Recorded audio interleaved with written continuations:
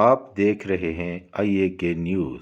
پاکستان پیپلز پارٹی ضلع پونچھ کا workers convention Rawalakot میں منعقد ہوا، جس میں پاکستان پیپلز پارٹی آزاد کشمیر کے صدر چودھری یاسین، سابق صدر و وزیر اعظم آزاد کشمیر سردار یعقوب Khan, opposition leader Azad Kashmir assembly Chaudhry لطیف اکبر اور دیگر رہنماؤں نے اپنے خطاب میں وزیر اعظم آزاد کشمیر سردار تنویر الیاس کے خلاف ایک ماہ میں تحریک عدم اعتماد لانے کا اعلان کیا۔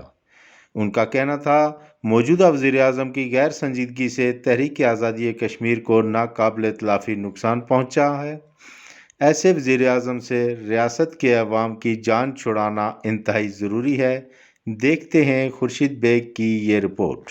پاکستان پیپلز پارٹی ضلع پونچھ کا ورکرز کنونشن راولاکوٹ میں منعقد ہوا، جس میں مرکزی قائدین کے علاوہ ورکرز کی بڑی تعداد نے شرکت کی۔ اس کنونشن سے پیپلز پارٹی آزاد کشمیر کے صدر چودھری یاسین، سابق صدر و وزیر اعظم آزاد کشمیر سردار یعقوب خان، آزاد کشمیر اسمبلی میں اپوزیشن لیڈر چودھری لطیف اکبر، فیصل ممتاز راٹھور، سردار عابد حسین عابد، سردار اعجاز صدیقی، سردار عامر خورشید اور دیگر نے بھی خطاب کیا۔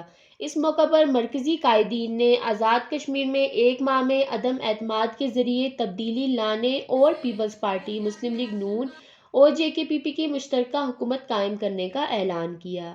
پیپلز پارٹی کے قائدین نے کہا کہ آزاد کشمیر کی حیثیت کو تبدیل کرنے کی کسی سازش کو کامیاب نہیں ہونے دیں گے۔